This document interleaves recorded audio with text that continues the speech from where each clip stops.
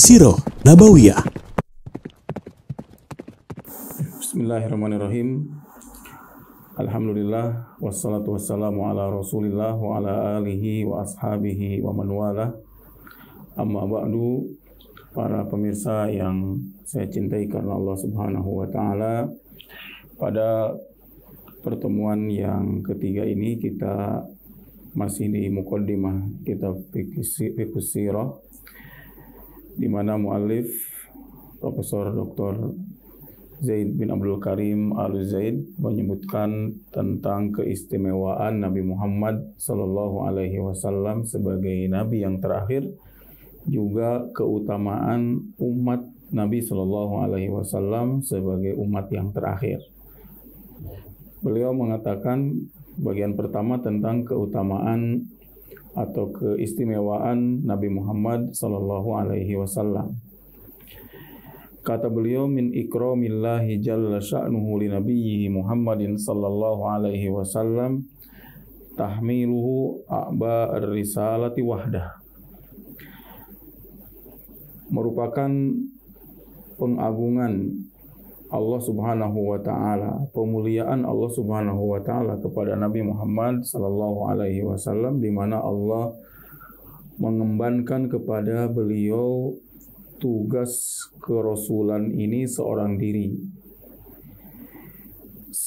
diri untuk seluruh umat, bahkan untuk setiap zaman, untuk setiap tempat. Ini menjadi tugas Nabi Muhammad sallallahu alaihi wasallam. Bahkan bukan hanya untuk manusia, juga untuk jin. Ini beban yang agung, beban yang luar biasa. Allah mempercayakan kepada Nabi Muhammad sallallahu alaihi wasallam tugas ini. Berbeda dengan nabi-nabi sebelumnya, sebagaimana yang disebutkan oleh Allah Subhanahu wa taala, walau syi'na laba'atsna fi kulli qaryatin nadhira.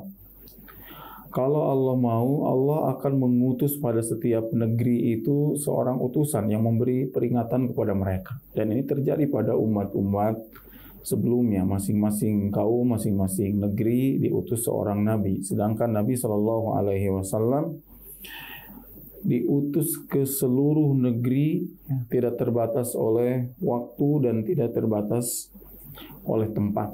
Ini cukup menjadikan Rasulullah sallallahu alaihi wasallam sosok yang paling mulia, nabi yang paling agung, memiliki tugas yang paling agung daripada nabi-nabi yang lainnya. Ketika Allah memberi tugas yang paling berat, menunjukkan Allah Subhanahu wa taala memuliakan beliau, memberi kepercayaan yang besar kepada beliau. Tugas yang diberikan kepada seorang itu salah satu tanda dia dimuliakan.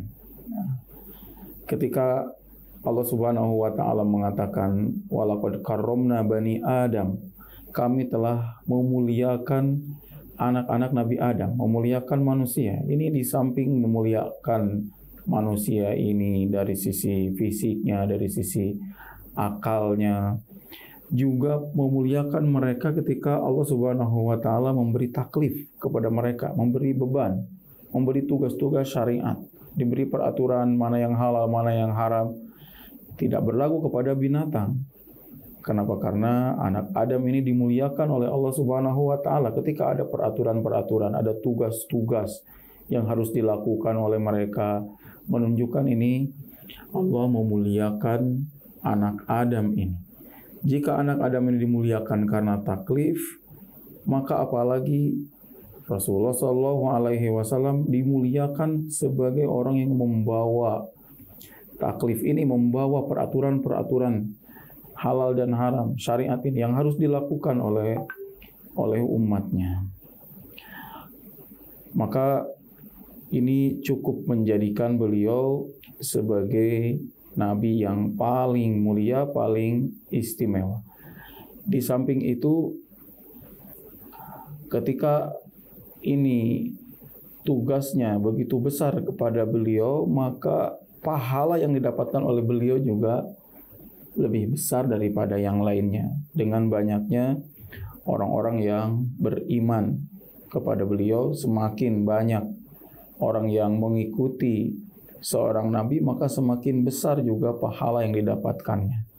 Dan yang paling banyak pengikutnya adalah Nabi Muhammad Sallallahu Alaihi Wasallam. Ini satu hal yang menjadikan beliau paling istimewa daripada nabi-nabi yang lainnya.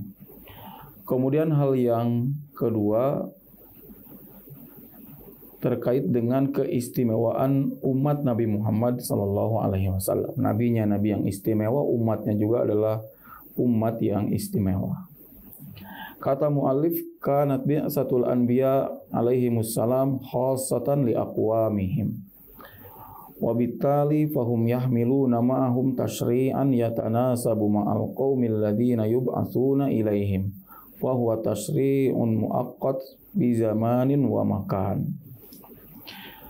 Para nabi sebelum Nabi Sallallahu Alaihi Wasallam itu hanya diutus kepada kaumnya saja. Sehingga syariat yang ada pada mereka itu syariat yang muaqqat, yang berlaku terbatas secara waktu, secara tempat juga terbatas untuk mereka saja, juga di saat itu saja. Ini memungkinkan la yalbas an yadkhula alaihi ta'dil minan nabiyyillahi lahu wifqan lil bi'ah al-jadidah. Dan ini memungkinkan terjadinya reformasi peraturan, reformasi syariat. Ada perubahan-perubahan. Ketika seorang nabi membawa syariat, kemudian nabi itu meninggal dunia, kemudian diutus nabi berikutnya, maka peraturan-peraturan syariat-syariat yang dibawa oleh nabi berikutnya itu terjadi perubahan-perubahan dari peraturan-peraturan nabi sebelumnya. Berbeda dengan umat ini. Umat ini memiliki syariat yang tetap. Maka ini menjadi sebuah keutamaan bagi umat Nabi Muhammad Sallallahu Alaihi Wasallam. Syariatnya tidak akan berubah-berubah lagi, maka memiliki sistem yang kuat, dan ini sebuah keutamaan tersendiri. Apabila kita memiliki sebuah manhaj, sebuah peraturan, sebuah sistem yang berlaku sepanjang masa, tinggal dijalankan, tinggal diamalkan, sudah kuat peraturan-peraturannya. Ini keutamaan umat Nabi Muhammad Sallallahu Alaihi Wasallam, di mana syariatnya cocok untuk seterusnya, menunjukkan telah sempurnanya syariat ini, tidak perlu lagi ada perubahan-perubahan. Meskipun nabinya nanti sudah meninggal dunia, syariatnya tetap berlaku, tetap sesuai, tetap selaras dengan kondisi apapun. Dan kita berada pada kondisi tersebut. Kita adalah umat Nabi Muhammad SAW yang diistimewakan dengan syariat yang sempurna ini. Kata Allah Subhanahu wa taala, "Al-yauma akmaltu lakum dinakum wa atmamtu 'alaikum ni'mati wa raditu lakumul Islam madina." Pada hari ini telah aku sempurnakan bagi kalian agama kalian, dan telah aku sempurnakan nikmatku atas kalian, dan aku ridho Islam ini sebagai agama kalian. Wa asbaha hadha tashri' bi hadzal kamal syamil munasiban li hajatil ummah ayyan kana mauqi'uha. Maka syariat ini terus sempurna, selaras, cocok dengan kebutuhan umat dimanapun mereka berada. Wa haitsu la hajata ba'da dzalika ila tasyri'in jadid. Tidak butuh lagi kepada syariat yang baru, juga tidak butuh kepada nabi yang baru setelah Nabi Muhammad sallallahu alaihi wasallam. Ini keutamaan yang pertama, bagaimana kita umat Nabi Muhammad ini memiliki aturan, memiliki syariat yang sempurna. Kemudian kata muallif yang kedua, inqita'ul wahyi war risalah la ya'ni inqita'ud da'wah.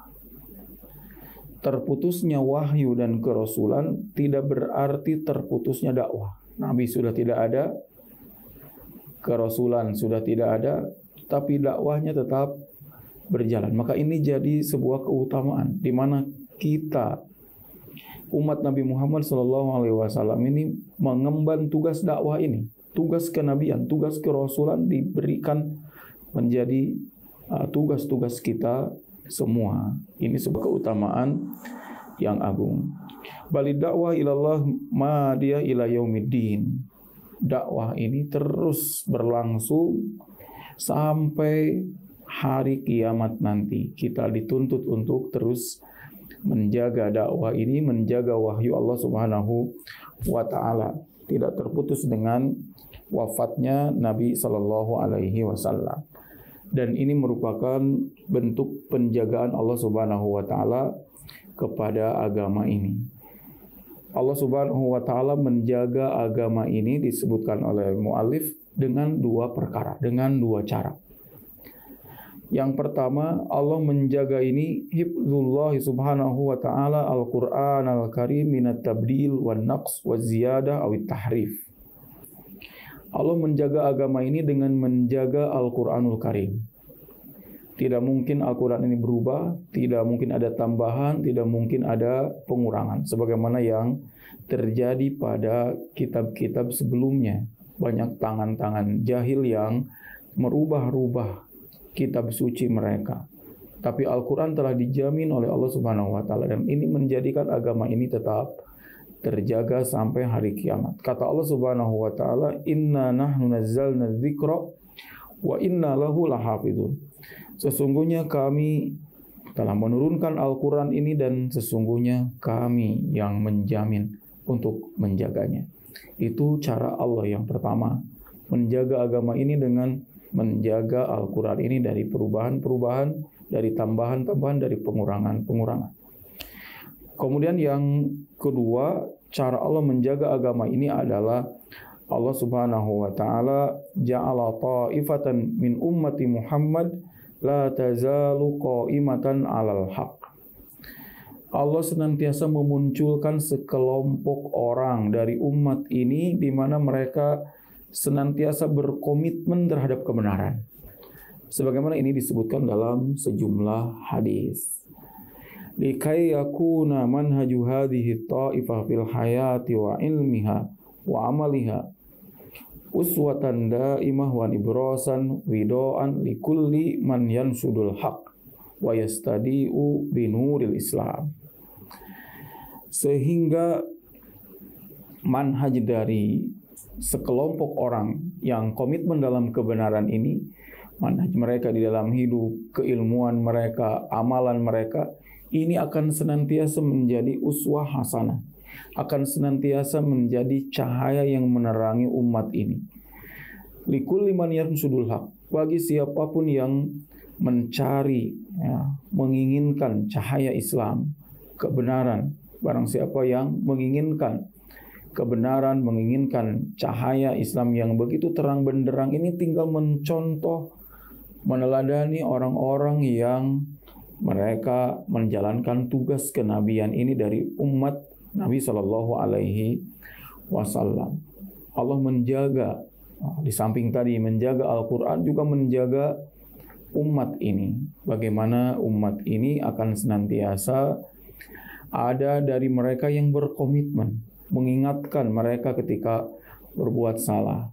Tidak akan ada kesepakatan dalam kesesatan pada umat ini. Kata Allah Subhanahu wa taala, la tazalu ta'ifatun min ummati, ini kata Rasulullah sallallahu alaihi wasallam, la tazalu ta'ifatun min ummati zahirina 'alal haq la yadulluhum man khadalahum hatta ya'tiya amrullah wa hum kadzalik. Akan senantiasa ada sekelompok dari umatku yang mereka berkomitmen di dalam kebenaran, tidak membahayakan mereka siapapun yang menelantarkan mereka, siapapun yang mengucilkan mereka, menzolimi mereka. Tidak akan membuat kelompok ini hilang. Tetap akan ada di antara umat ini yang mereka menjalankan tugas kenabian, mengingatkan umat agar tidak tergelincir dari kebenaran sampai datang keputusan Allah Subhanahu wa taala, sampai hari kiamat. Wa kana minal umam qablana, berbeda dengan umat sebelum kita. Idza badalu dinahum ba'asallahu nabiyyan yubayyinul haq. Apabila ada dari kelompok mereka, dari umat mereka yang merubah agama mereka, yang menyimpang dari agama mereka, maka Allah mengutus nabi berikutnya. Setelah nabi sebelumnya wafat, digantikan oleh nabi berikutnya yang menjelaskan kebenaran. Akan tetapi umat ini tidak ada lagi nabi setelah Nabi Muhammad SAW. Maka tidak diutus lagi nabi kepada mereka, tapi kemaksuman umat ini menggantikan posisi kenabian. Fakanat ismatuha taqumu maqaman nubuwah. Kemaksuman umat ini kelebihan umat ini maksum, dijaga oleh Allah Subhanahu wa taala, di mana tidak mungkin ada yang merubah-rubah agama ini kecuali akan ada sekelompok dari mereka yang mengingatkan, menjelaskan kesalahannya. Kata Rasulullah SAW, "Fala tajtami'u ummati ala dalalah." Tidak akan berkumpul umat ini di dalam kesesatan. Ini berbeda dengan umat-umat sebelumnya. Bisa terjadi mereka semua sepakat dalam kesesatan, tidak ada yang mengingatkan satupun di antara mereka. Maka ini menjadi sebuah keutamaan umat ini, dan berbahagialah apabila kita menjadi bagian dari kelompok ini. Kelompok yang menjalankan tugas kenabian, mengingatkan umat dari kesesatan, tidak terbawa suasana, terbawa lingkungan. Mereka mungkin berada dalam kesesatan, penyimpangan-penyimpangan, disadari ataupun tidak, akan tetapi sekelompok umat ini adalah kelompok yang dipuji oleh Allah Subhanahu wa taala, mengingatkan mereka dari kesesatan tersebut. Kesimpulannya, kata muallif, wa min huna yadhhar tamayyuzu hadhil ummah indama khutimat bihar risalah ala sairil umam minan nuqat as-salasah al-atiyah. Dari sini nampak jelas bahwa umat ini diberi keistimewaan dibanding umat-umat yang lainnya sebagai umat yang terakhir, sebagai umat penutup ini dari 3 hal keistimewaan mereka. Yang pertama, li'annaha al-ummah allati tastati'u an ta'tamida ala nafsiha min khilalil Qur'anil Karim was sunnah an-nabawiyyah al-mutahharah wa amalis salafis salih ridwanullahi ta'ala alaihim. Keistimewaan umat ini yang pertama, bahwa mereka bisa berpegang sendiri melalui Al-Quran dan As-Sunnah dan amalan salafus saleh. Tanpa ada nabi di antara mereka, mereka sudah memiliki warisan yang jelas, Al-Quran yang dijaga oleh Allah Subhanahu wa taala, kebenarannya juga bisa dipahami oleh kita semua. Ini keutamaan umat ini. Tanpa ada nabi di antara kita, tapi umat ini bisa memahami Al-Quran yang telah ditinggalkan oleh Rasulullah SAW bersama As-Sunnah yang begitu jelas, terang benderang, tinggal kita mengamalkannya. Di samping itu juga ada warisan berupa keteladanan dari salafus saleh, contoh-contoh dari mereka, bagaimana mereka mengamalkan Al-Quran dan As-Sunnah ini, di mana mereka orang yang paling paham, orang yang paling dekat dengan Rasulullah SAW, langsung diajari oleh beliau, dan masa mereka tidak jauh dari Rasulullah SAW. Dari generasi sahabat, tabi'in, tabi'ut tabi'in, mereka banyak menjelaskan dan mencontohkan Al-Quran dan As-Sunnah ini. Ini kelebihan yang pertama, bahwa kita memiliki Al-Quran dan As-Sunnah dan amalan salafus saleh yang bisa kita teladani meskipun tidak ada nabi di sekitar kita. Kemudian yang kedua, keutamaannya adalah di mana umat ini dimuliakan bil qiyami bi wazifatil anbiya, di mana mereka menjalankan tugas kenabian, yaitu mereka mengingatkan umat yang lain. Nabi berdakwah, kita juga dituntut untuk berdakwah, dan kita la tajtami'u ala dalalah. Umat ini tidak akan bersepakat, tidak akan ada sebuah pelanggaran, sebuah kesesatan, kecuali akan ada di antara mereka, di antara umat ini yang menegurnya, yang mengoreksi kesalahan-kesalahan tersebut.